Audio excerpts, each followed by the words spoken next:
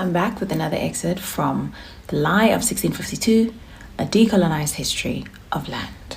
Now, these wars were waged with weapons, but they were also waged with leases in maps and lies about who the land belongs to. This is Nemoa's Peninsula War, and you might know him as Doman, Jan van Riebeeck's interpreter, who once stood alongside him, now leading the first formal war between the VOC and the Cape's indigenous people. Picture this: the Dutch are targeting the Gorongaikwa and Gorakokwa, as well as the Amakwa. They've managed to draw the Kokohwa into the conflict as well. And Uchumau, the Kwe leader, well, he was locked up in Robben Island, and while he was gone, the Amakwa traders, his people, were attacked in the dead of night near Fishhook. Bounty hunters unalived 3 leaders. Survivors escaped to the north to Saldanha Bay. Then, a small boat slices through the water. Uchumau escaped, and he returns to join his people in exile. This triggers a war that has been building up. Dutch farms were handed to freeburgers on the Lisbia grazing.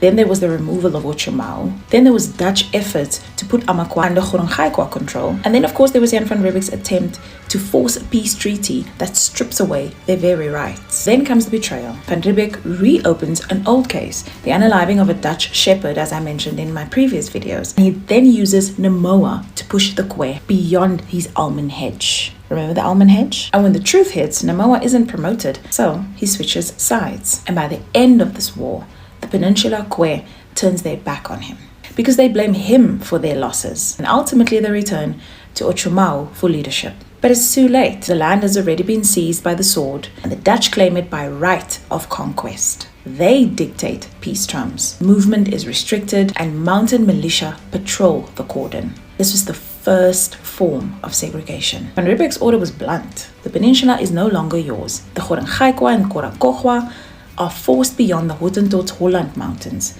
Tygerberg, and the Deep Valley River. The Amakwa flee to the Kokohwa and Nama allies. Have you ever heard the phrase, Die Kaap is weer Hollands? It relates to these wars. The Cape was the Dutch's very own Holland, and the mountains in the distance, they called them the Hottentots Holland. Uchumau spent his final years in quiet defiance, raising cattle in Table Bay until his death in 1663. But the Dutch still want more than conquest. They want a European stamp of legitimacy. And in 1672, after the Second Kwe-Dutch War, they draft a Treaty of Convenience with men who had no right to sign it. Osenkima, falsely called hereditary overlord of all Cape people, and a boy called Dao, a chief in waiting, who signed the treaty with his guardian. The Dutch claim they paid 10,000 guilders, and the truth is, the land was signed over for tobacco, beads, brandy, and bread, all worth but 115 guilders. Fraud dressed as diplomacy, a false narrative that the Khoi signed over their land willingly. And with this,